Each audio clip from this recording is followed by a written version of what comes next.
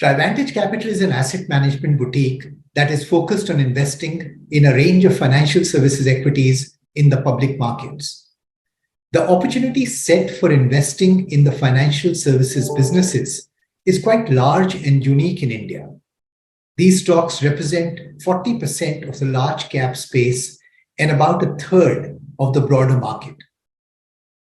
Over the past 5 years, due to a variety of headwinds, the small and mid-cap stocks in this universe have underperformed the leading large-cap sector indices. In this period, however, some of these businesses have significantly improved their fundamentals, ranging from capital positions, diversity in funding options, governance standards, etc.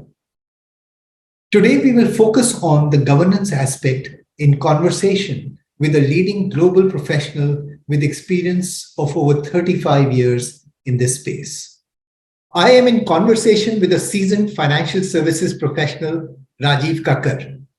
Rajeev is a veteran banker, founder, and entrepreneur, and a board member of various financial institutions globally. Rajeev studied at two of the most prestigious Indian institutions, IIT Delhi, and later at IIM Ahmedabad, where we were classmates. He started his career with Citibank, where he worked across countries in very senior positions. He later became one of the co-founders of Fullerton Financial Holdings, a wholly owned subsidiary of Temasek Holdings, Singapore. Rajeev, welcome to this conversation and thank you for your time. Thank you, Nikhil. It's a pleasure to be here, but more especially because I'm here with a good friend. And always so good to be in conversation with you. Lovely. Thanks, Rajeev. So the context of this conversation, Rajeev, is that Indian public markets have seen some very credible small business listings in the financial services space in the past few years.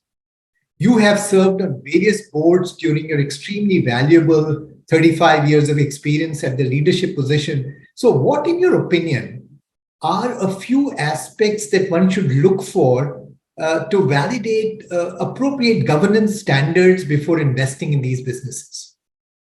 No, I think that's a very relevant question, Nikhil. Yeah. And needless to say, the obvious elements, the hard elements have to be done. See all the details, etc. of the company, the financials, the listing details, the regulatory filings, and everything else that's available in public domain. But that's par for the course. And what I would definitely do, and this has been at least my experience over time, these are the hard elements, but I think the real power on deciding between the good and not so good really lies in the softer intangibles that sometimes exist in companies, and we very often don't see them, and very often people don't spend enough time in understanding what goes behind them. I won't be specific about any names in this conversation, sure. But I think I will be specific about issues. And the real power of a company lies in the intangibles, as I said, the software elements, and the most important is who are the people behind it. And by people behind it, I really mean the 3 tiers of governance, which I feel in many markets sometimes gets, almost in all markets in some shape or form, gets ignored or sometimes gets glossed over as a formality. And here I think the role of the talent within the company, the talent and capabilities of the board, and the 3rd tier of the shareholders, and because they drive your expectations and they pretty much also decide where they have taken the company to this stage. And it can vary from having dominating shareholders who have a fairly large holding of a company versus a company that is very widely held. In which case, in such companies, very often the role of the regulator and the board becomes even more important. So, the importance of the management cannot be ever understated. After all, they are running the company on a day-to-day basis. They're driving the ambition. They're driving the vision. They're trying to make sure that the company does on a day-to-day basis move forward. And it's these small changes every day that actually accumulates into value in the longer run. And there, I guess, the quality of the CEO or the executive director or the managing director, along with the critical team members, is extremely important. And I say this because we are right now in the midst of all kinds of banking turmoil around the Western world. And we've all seen in our careers, even in markets closer to home, sometimes issues which come in the nature of governance. Yes. And the one issue which I do want to bring out here is that governance needs to be understood. Unfortunately, some people have a very simplistic understanding of governance, and they drive it by what the regulator demands. The regulator, we must remember, is very often just the minimum that is expected. Exactly. Those are almost like the 10 commandments, a commandment that you cannot ignore. Yeah.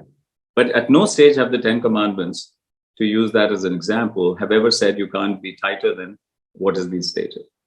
And governance is really about value systems. Governance is about how you would want yourself to be treated. Governance is about making sure you're genuine to the purpose and genuine to your stakeholders, which includes the broader set, not just the shareholders. Yeah. And that's where the role of the board becomes very critical. And it normally goes in reverse order, because the shareholders technically select the board to carry out an oversight process, run the company in a fashion in line with what the long-term goals of the shareholders are. And the board obviously is not an executive board, but a board has a lot of responsibility, firstly, in understanding they actually run the company. They're not there in advisory capacity. And this is so if you really have a board which is capable of understanding they run it, but they run it with the management, they delegate powers to the CEO and the management, and that's the critical yin and yang of how a company is run. So if you have the yin, which is the management, but don't have the yang, there is a very obvious element which is missing. And that happens. The second aspect that I would like to see, if I were to really decide on how companies get handled, is the board matrix of skills. What is the kind of skill that the board has?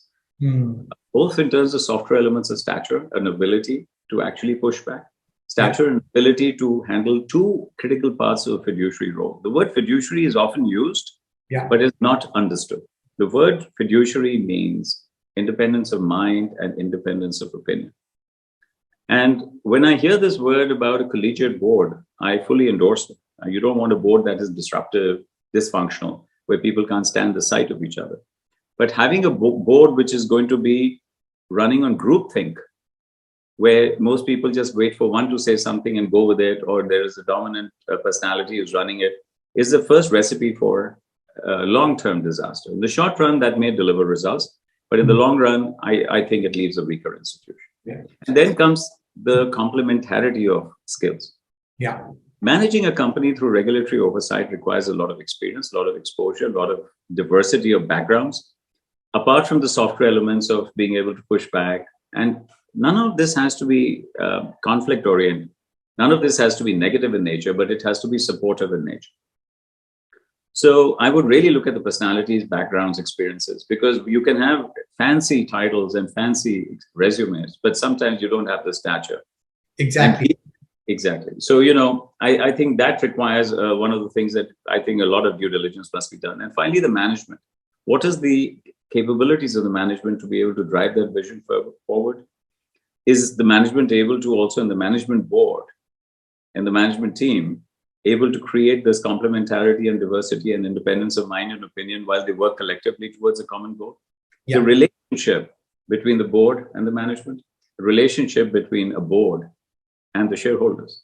Now, there are obvious examples even in the Indian corporate world where some very high quality prima donna CEOs and MDs often either have titular boards or weaker boards or complying boards, and in some cases do not even get along with personalities on the shareholder list.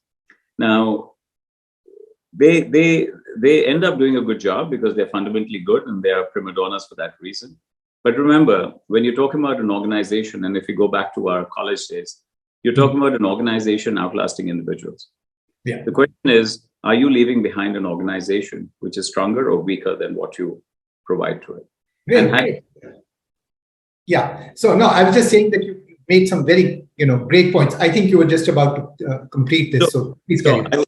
I was just saying I would recommend look at these software aspects. So even as we went and became founders, entered markets, from my own personal experience, the one thing we would definitely do is break bread together, sit as part of the process, meet the shareholders, spend a lot of time understanding the mindset and the commitment to the purpose. and also spending time with the management, independently and collectively, seeing the process, and then deciding whether one should invest or not.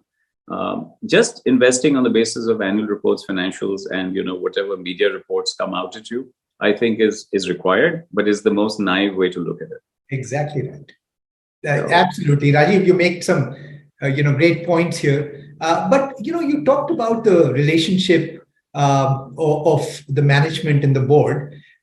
In your experience, do you think that the founders, of particularly small businesses, are willing to be mentored by the independent directors or the private equity investors, or do they consider their suggestions as more of some kind of an interference in their vision? So it's a bit of both, Nikhil. And to be honest, I wouldn't blame one or the other. I have seen some great examples where people do very well together.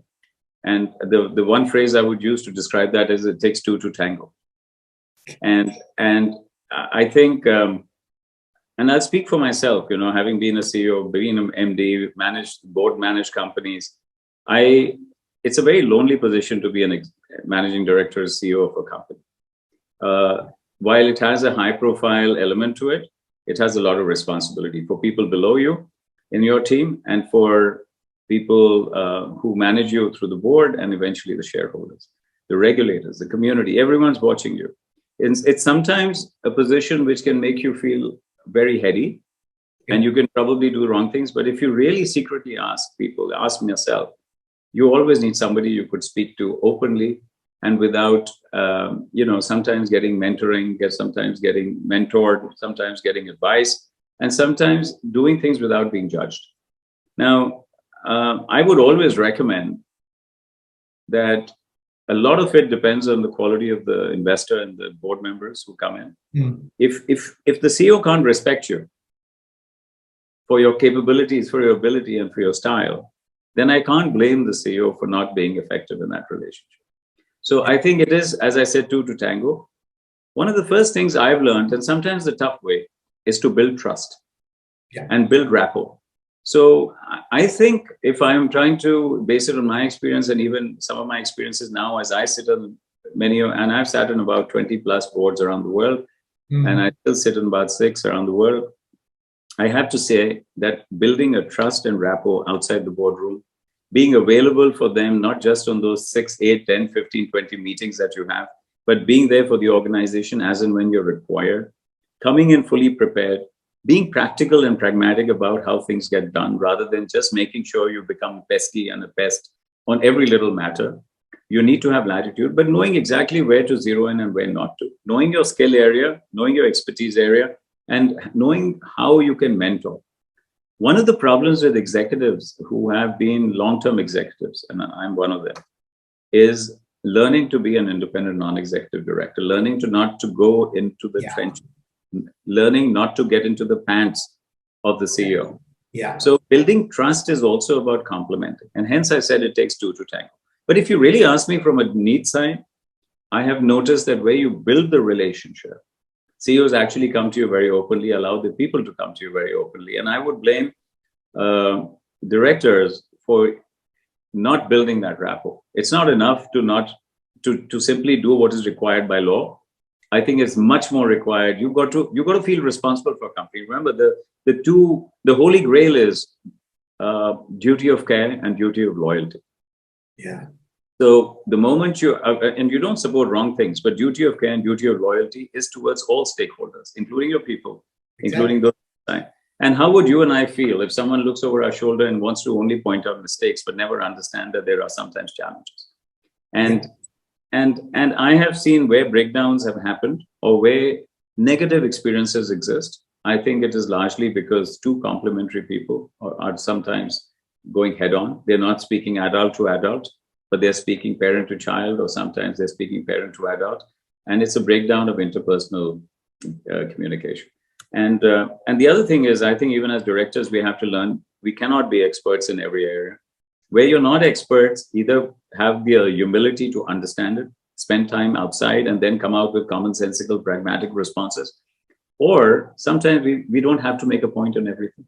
You don't have to always be there for every point. You need to be able to trust your captain. Yeah.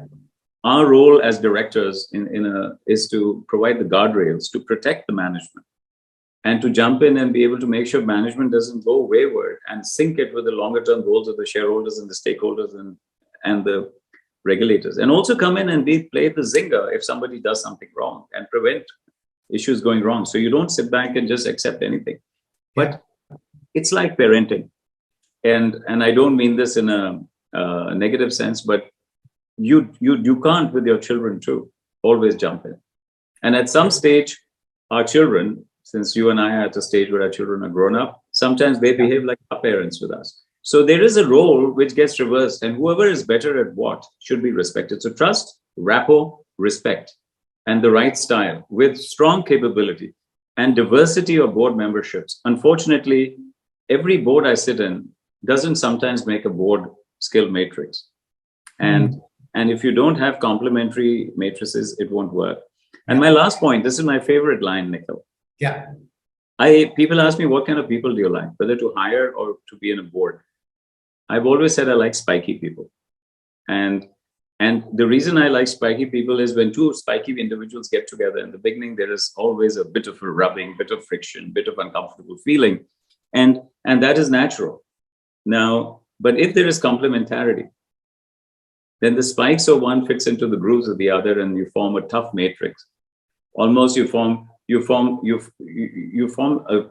hard grid which doesn't break, and you make up for each other's inadequacies. You complement each other's knowledge, and very often, and that's where the trust and rapport comes in. That's where the professional trust and professional rapport comes in as well, not just the personal one. And there is an element of integrity, both professional and personal. Personal integrity is taken for granted. Professional integrity is sometimes not questioned. And by professional integrity, I mean, are people really working hard before they get onto that board, when they come for the meeting or in between meetings, with a genuine intention to do things the same way as if they were to handle their own money?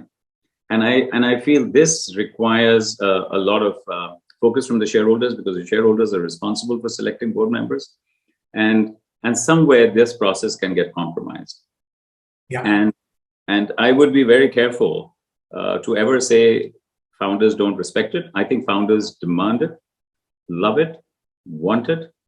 But how? So the what is unquestionable, but the how is what we all have to work towards. And it's both ways. Even the founders have to accept the how. And they have to build trust and rapport and openness and transparency, and realize that we are all the yin and yang of a three-tiered governance process that runs the company, and not the other way around. Fantastic. Again, some great points made there. Rajeev, there's another very important aspect these days that, we as investors encounter, which is that, when a private company, gets listed, then suddenly the quarterly earnings pressures or the expectations of the public markets, which are very different, come in, and till then, the boards and the founders, they have been really used to a very closed world where they could just talk about their long-term vision, etc., without really getting much bothered by the pressures of the quarterly earnings. How does that change, in your opinion, the relationship between some kind of a questioning board and the founders? Because board then also has to look at the alignment with the public market shareholders. And therefore, how does that, develop? Because I think in some cases we have observed that, a lot of friction comes in then because the founders just don't want to be pressurized so much by the demands of the public market. So I think this is a fantastic question, and it's an age-old question. First and foremost, there is a reason why you have shareholders in the first place, and you're public. In the evolution of a company, you can come in and create innovation, and then come the other players, whether it is venture capitalists or private equity players at different stages of your journey, may come in and keep you private, but keep a firm private, but they help commercialize the opportunity. But at some stage, if you really want to scale up a business, become big, both in terms of influence, access to capital, which is the critical element of growth, and the need to drive assurance. You have to get into public markets. Even if you're private, you're technically in public markets because any entity is always borrowing, whether it borrows from a fund, it borrows from a bank, it borrows from private investors. The issue is who are the ultimate beneficial owners of those funds. You could be borrowing from a pension fund, in which case you're responsible to the citizens of that country. So I think you're public much before you're public. This whole hoo-ha about focusing too much on the stock market is a mere obsession with the stock price. Now, the famous investor who we all know, of course, Warren Buffett, always talks about buying a good company and forgetting it for decades.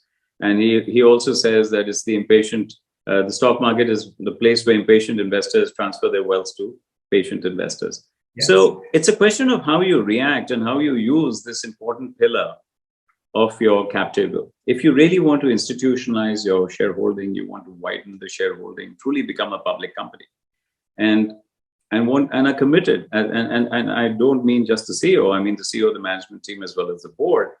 Then again, understanding that having a wider shareholder base is only an advantage.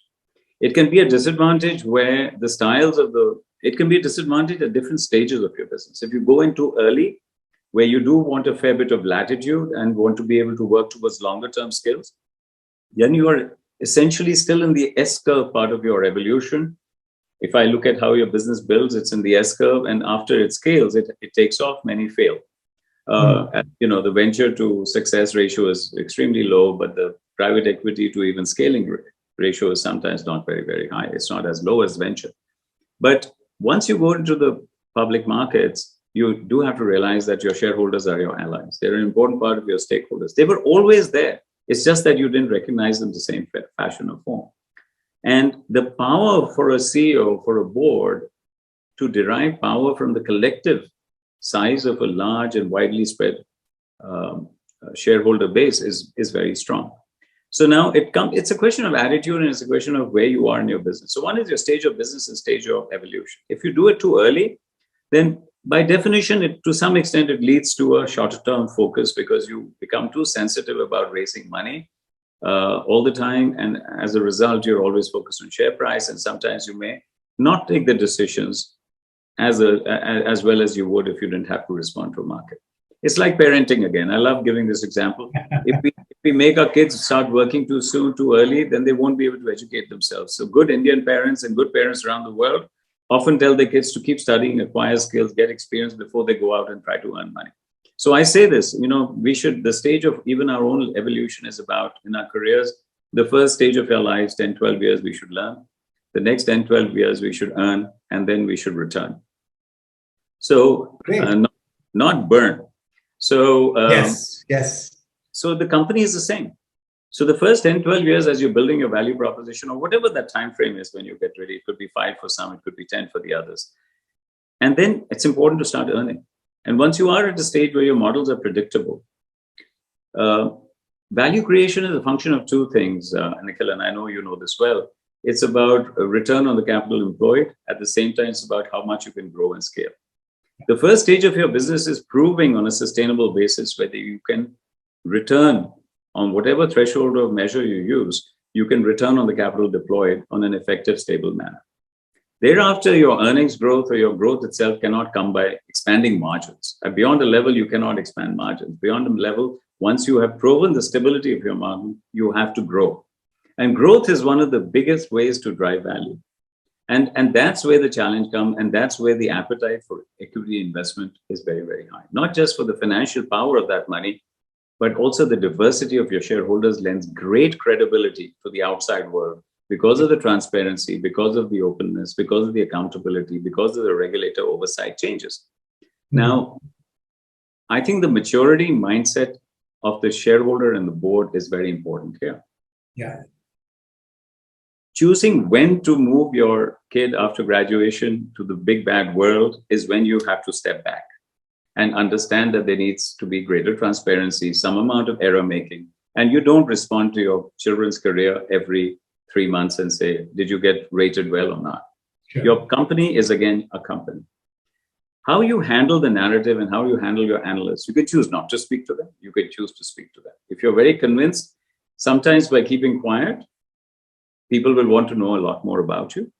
Sometimes by speaking and being more open, transparent, and having a strong narrative that is supported with your numbers, or even if your numbers sometimes don't support you, having a narrative that works with it is a skill that the board and the CEO need to develop. If we mechanically handle it, then, my friend, it is definitely an intrusion, because markets always have choices. Public markets can always take the money from you and give it to somebody else.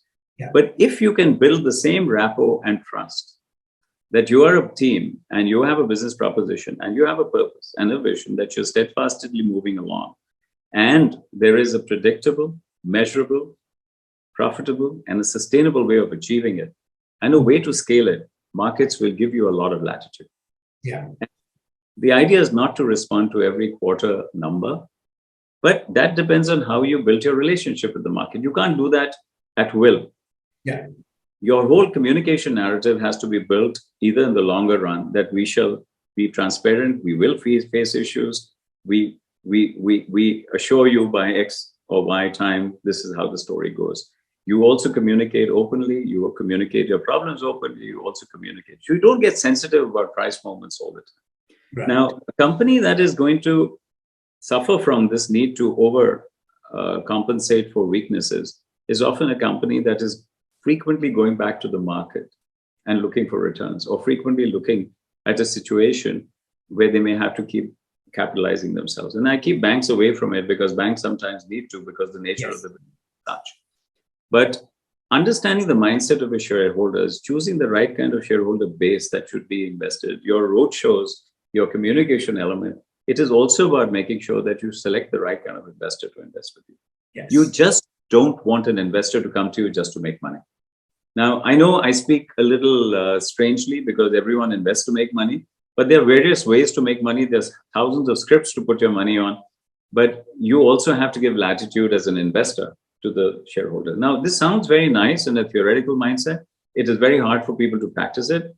But I, for one, there were times when I would never get my company rated, but every 3 years I would call the 3 top agencies in the world as an MD, make presentations to them. And it was not until the 4th year where they begged us to consider taking a rating from one of them that we took one, not that we utilized one for an issuance. So if the beauty of these things is if you get called and you build the trust and the rapport and the credibility and the performance, and show that you're doing it for the right reasons. And the right reasons for going back into the market and being sensitive about rates is when you want to do a raise. But the raise should not be done for survival. The raise should be done for significant aggregation or a breakout strategy. If you are one of those business models which are going to run out of cash soon and hence you need it for survival, then you will be judged by the day. Yeah. And that's where pressure happens. So professional capability, understanding what is the right time to go in, establishing a rapport, communicating your vision, the time frame of your vision. While you respond at quarters, your vision has to be defined and your communication has to be consistent. I think it's an art and a science. Unfortunately, it's become more of a tactic that every quarter you have to go give good news. And the last thing I want to say is the one thing we should never fall prey to, because when I hear analyst calls or I read reports, when the thing goes well because of a freebie or a gift given by interest rate movements, everyone takes the credit for it. When the things goes against them, everyone blames the market. Yes, blames the market. Yes. Now, that's exactly when you lose credibility. And if you lose credibility, then don't expect public markets to be kind to you. To get trust, you have to give trust. To get openness and pragmatic support, you have to offer that too. Yeah. So, absolutely. So very well said, Rajeev. One of the other points that I wanted to discuss with you is about this comparison that, investors often make about, corporate governance standards in emerging markets versus the developed ones. Now, you have worked across geographies, etc. You've been on the boards in various markets. Is there much of a truth in this, in your opinion, that investors need to be, extra careful when it comes to corporate governance standards in emerging markets, markets like India, particularly? So So let me first respond before coming back to India. Your broad question, do we need to be more careful as investors when we worry about governance in emerging markets versus developed markets? My answer is you need to be careful in both spaces. Exactly. So I definitely don't believe that the emerging market cases are worse or more scary or more dangerous. And I say this from my personal belief. I don't know what books and literature may say. And I think many of them are driven by bad examples. I think the risks are the same because the issues are the same. The only way is how you look at governance in each of the markets, whether it's developed, emerging, whether it's structurally emerging or cyclically emerging, having worked in both kinds of emerging markets as well, I think is a function of understanding the idiosyncratic nature of what you are looking at and how you judge governance. So you cannot judge an emerging market which is cyclical by emerging market structured standards or by Western standards, and equally a structured emerging market by Western standards, or equally a Western company with a emerging market standard. In other words, even this Western bloc versus emerging markets is, according to me, a terrible definition when it comes to picking stocks and picking equity, because I think it finally boils down to each entity in each market. So my answer is no. My answer is the fact that you have to be careful is true of both cases. The question is how, which is different. How you will establish the existence of governance and the correctness and the integrity levels in a company changed by the nature of the business, changed by the nature of the market, and changed by the idiosyncratic element of your business model and the kind of people that exist in the market realities. Now, having said that, there are certain things which are common across the world. As they say, the Maslow's hierarchy, if you remember our business school, the base level security needs are the same. But the motivators, which we are really looking at, I mean, base level has to be cleared before you would invest in a script. You're so smart. But before you go into picking up the winners from the losers, you have to look at the motivators. And the motivators in a company have to be idiosyncratic in nature. So I always say that in every market, there are gems in the wreckage. And a good investor should be able to find the gems in the wreckage. No market has wreckage by standards of the market being Western or more evolved or developed or not developed. I have seen some outstanding companies in Vietnam. I've seen some outstanding companies in India. I've seen some outstanding companies in Russia, where I've worked, in Turkey, in Africa, and in Western and Central and Eastern Europe, and in Asia, where I worked a lot as well. But I can tell you, I've equally seen some pretty lousy governance companies in the most developed markets. And Nikhil, I have to say, fraud and governance lapses, etc., are practices that are very specific to people, but are also cannot be preached by one block of countries or one block of developed countries versus emerging. I think these are fundamental to the value system of a people, of a country, or a nation. The principles of governance need to be understood. The principles of governance is to have the right value systems, to do what is right, to do things with the best of your abilities, to make sure you take care of the collective needs of all your stakeholders, and to do things as you would, with care and loyalty, as you would to yourself. Now, unfortunately, governance is not taught like that. Governance is taught with a code of conduct. Governance talk about you must do this, you must meet 4 times a year, you must have 6 meetings, you must have the following committees, and you must have the following minutes. That is not governance. That is recording of governance. That is the process of governance. Governance is about the absolute effect of what you achieved and what you wish to desire. And fortunately, my friend, this is equally and randomly distributed around the world. So the fact is, our Mother Nature has made sure that the existence of values and capabilities are equivalently. It's only opportunities and wealth which are sometimes inequitably distributed by nature of where you are as countries. But intellect, value systems, etc. So it's all a question of how you put people together. And I would say, depending on the market, whoever goes out and selects, and especially in India, we should be able to go through the process I mentioned earlier about seeing your layers of governance system, seeing the business model, seeing, correctness of this business model for the stage of the market. Is it me too? Is it copycat? Is it a blue ocean? Is it red ocean? Is it something that is doable? Are those margins sustainable? And at those margins, are they scalable? So scaling a company after you have built the proposition and scoping it in existing markets and only gradually transforming across the adjacencies is very critical. There are some, my last point, there are some outliers in the world who are capable of doing space discovery, getting a Twitter channel, getting something else, and creating very different businesses. But such people are geniuses. And you don't build your businesses on geniuses, right? Exactly right.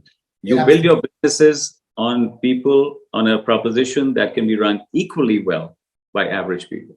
Yeah. And if you choose that, I think it's good. So my answer to your question is no. I think the responsibility is to be sensitive to how you look at markets, even within a country like India. I think the stage of the business, the levels of governance, the readiness of the market for a particular kind of model. Sometimes in India, I see some of our new developments being very copycat.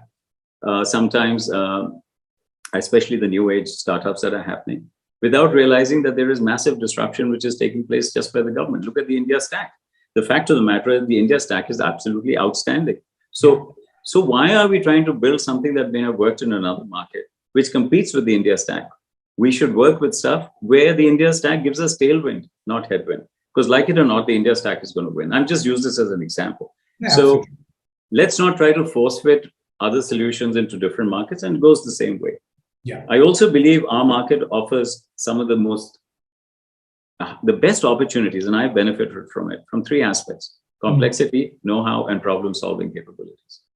So when I worked in other markets, and I worked in 30, 40 markets deeply, I can tell you, I base it on the level of complexity, know-how, and problem-solving we have to handle in our country. Just by nature of the fact that soon we'll be the most populous country in the world, where just to cover... We've already become. I know, soon, the next month or so. Yeah.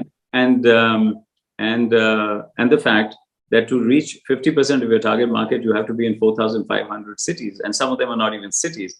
To reach 80% of target market, I don't even know, because people are so spread out. That's the potential of India.